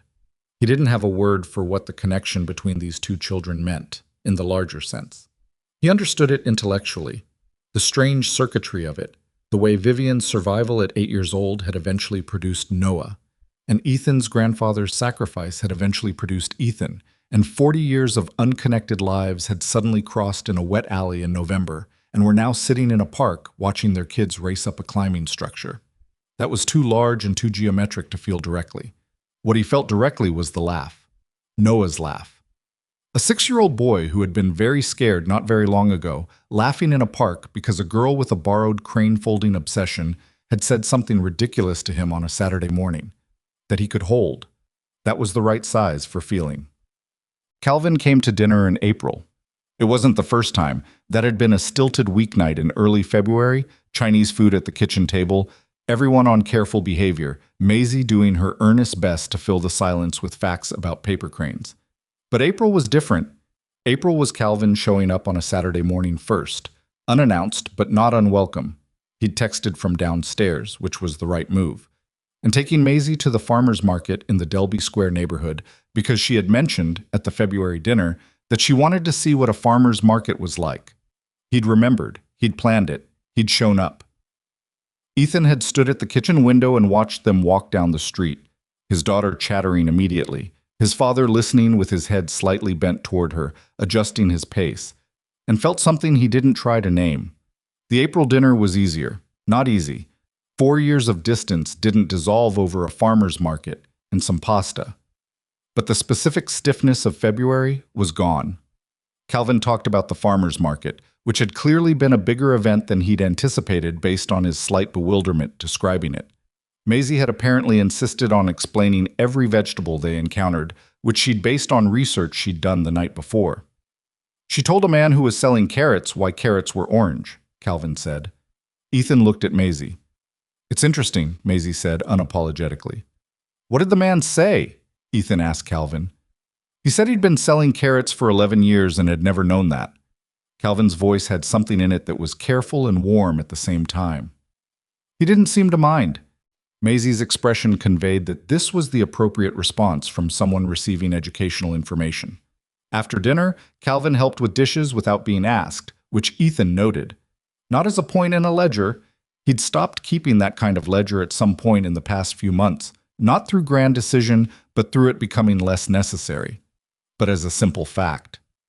Calvin washed, Ethan dried, Maisie sat on the counter narrating her plans for a paper crane installation she wanted to create in her room, which involved string and the ceiling and a level of architectural ambition that Ethan had some concerns about. I'll help with the string, Calvin offered. Maisie looked at him. Do you know how to do it without the string showing? I might need some guidance, Calvin admitted. I'll guide you, Maisie said, which was exactly the arrangement she'd wanted. Ethan dried a bowl and didn't say anything and thought about what it cost people to change direction, at 60-something, after a lifetime of moving the other way. He thought it probably cost more than most people understood from the outside. He thought Calvin was paying it, in the currency of farmers' markets and dishes and Saturday commitments, and that was worth something. Not everything, not a rewrite of the years before, but something real, going forward. That counted. Spring moved into summer.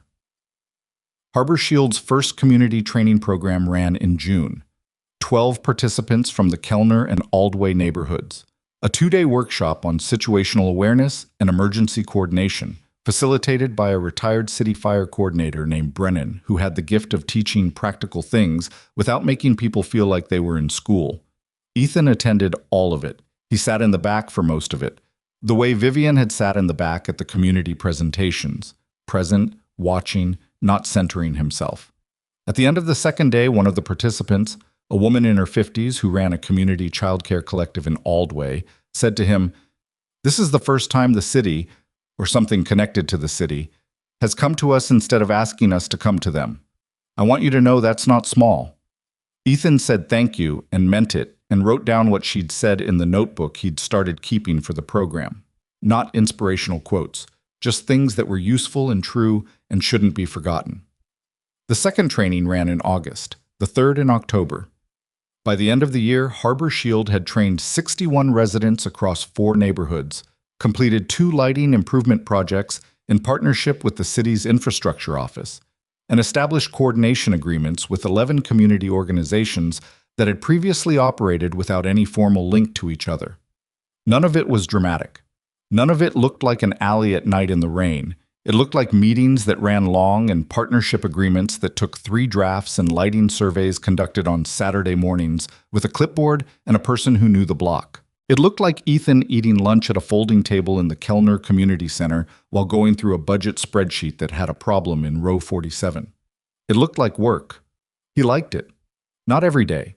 Some days were genuinely frustrating, and some of the political navigation was the kind that made him want to go back to crawl spaces, which said something. But most days, he liked it. He could see what it was building. Slowly, unevenly, with the resistance that real things always had, but building. Vivian came to the October training. She sat in the back again. Afterward, in the parking lot, she said, "You built this right." "We built this," Ethan said. She shook her head once. "I funded it. You built it." He didn't argue. He understood the distinction she was making, and it was accurate. "The financial review for Q4 went to your board this week," he said. "I know. I read it." She paused. "It's good, Ethan. The numbers look the way real work looks." He nodded. They stood in the parking lot in the October cold for a moment. It was the kind of air that had a smell to it, leaves somewhere, someone burning something 2 blocks away, the dry bite of the seasonal change. "Noah starts first grade next week," she said. "Yeah, how's he feeling about it?"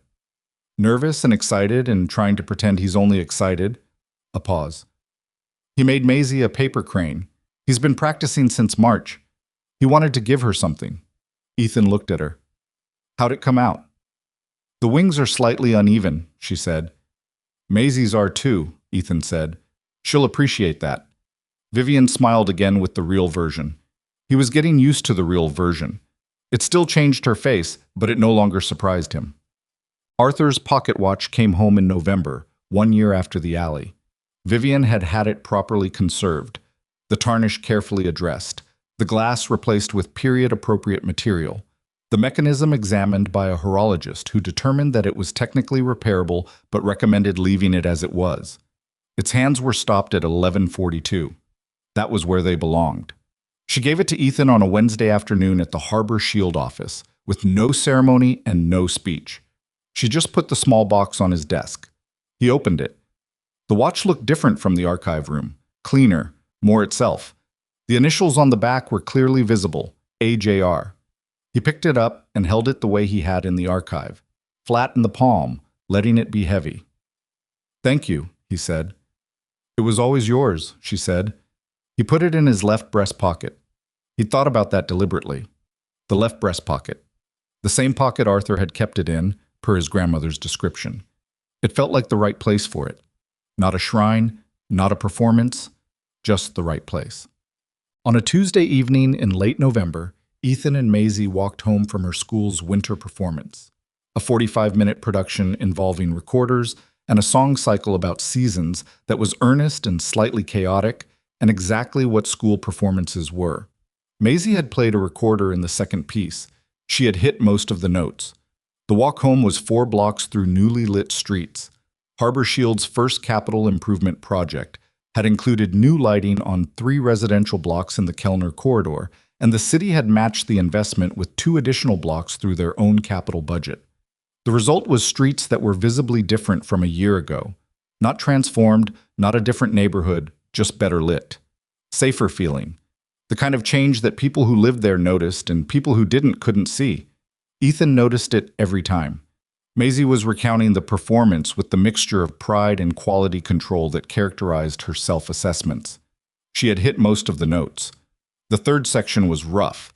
One kid in the front row had knocked over his music stand, and the recovery had been, in her word, chaotic. "It was fine, though," she said. "Overall." "It was great," Ethan said. "You're biased." "I'm your father. That's allowed." She accepted this with the slight condescension of someone who knew they were being managed and was permitting it as a courtesy. They walked under the new streetlights. Their shadows stretched in front of them and then shifted as they passed each lamp, long and short and long again. Maisie slipped her hand into his. "Dad?" "Yeah. Are you happy?" He had been half thinking about the Q4 report and whether the partnership agreement with the Aldway Collective needed a revision before December, and the question landed differently than he expected. He looked down at his daughter. She was looking ahead, not at him, just asking. He thought about what to answer, not the performed version, not what he was supposed to say, or what would reassure her most efficiently. He thought about the actual answer to the actual question. He thought about Arthur's watch in his breast pocket. He thought about Maisie in a green doorway, staying exactly where he'd told her to stay. He thought about Calvin at a farmer's market, learning about carrots. He thought about Noah's laugh in a park in March, surprised out of him by something ridiculous. He thought about 61 people in 4 neighborhoods who knew things now that they hadn't known before.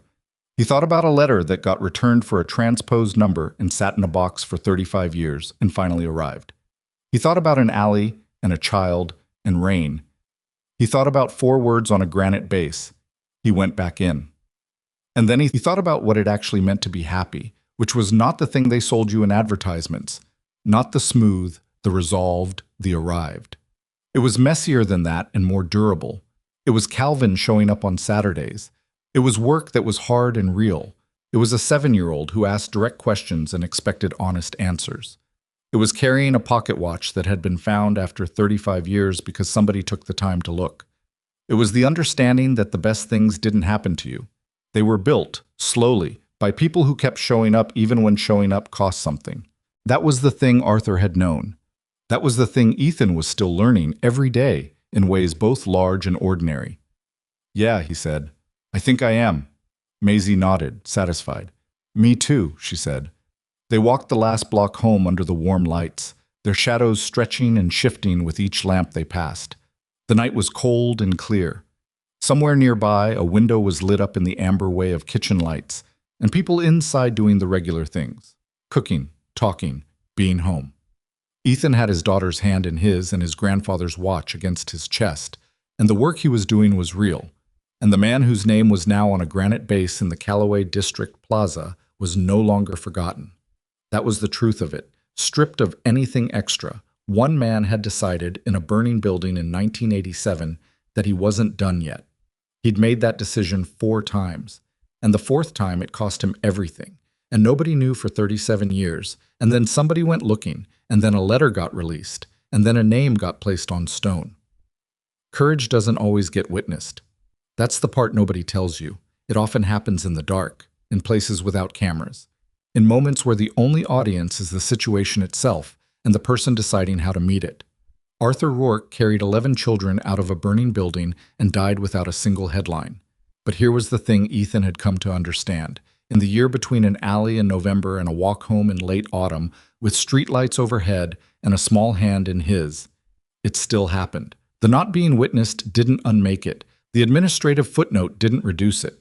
The 37 years of institutional forgetting didn't erase it, because the 11 people who got carried out were still alive, and their lives had produced other lives. And those lives were walking around in the world right now, mostly not knowing why they existed at the specific margin that they did. Courage was not diminished by anonymity. It was not made smaller by the absence of recognition. It was still the thing it was, regardless of who was watching. The recognition, when it finally came, wasn't for Arthur. Not really. Arthur was gone, and beyond needing anything from the city of Greyhaven or the archive room or the bronze plaque in the plaza, the recognition was for the living, for the people who needed to know that it was possible, that ordinary people in ordinary moments made extraordinary choices, and that those choices mattered and echoed and went on mattering long past the moment in which they were made. For Maisie, who was 7 and was already learning something about the world that would take her somewhere, who she became would have Arthur in it, in ways she'd probably never fully trace. For Calvin, who was 60-something and had turned in a different direction and was showing up on Saturdays, which was not a small thing even when it looked like a small thing. For Noah, who would grow up knowing that someone had held on to him in the dark and said, "You're safe, kid," and who had practiced paper cranes all spring to give one to the daughter of the man who said it. For Vivian, who had been 8 years old in a burning hallway and had spent 30 years carrying a name she hadn't known and had finally put it where it belonged. And for Ethan, who had spent his whole life not knowing what he'd come from and now did, and who was walking home under lights his own program had helped install, doing work that was real, with his grandfather's watch against his heart and his daughter's hand in his.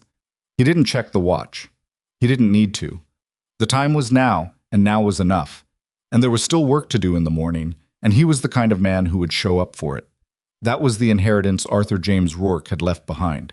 Not in a will, not in words, not in anything that could be filed or signed or officially recorded. In the simple, durable fact of who he had been when it mattered. And it had come home. At last, completely, and without anything left unfinished.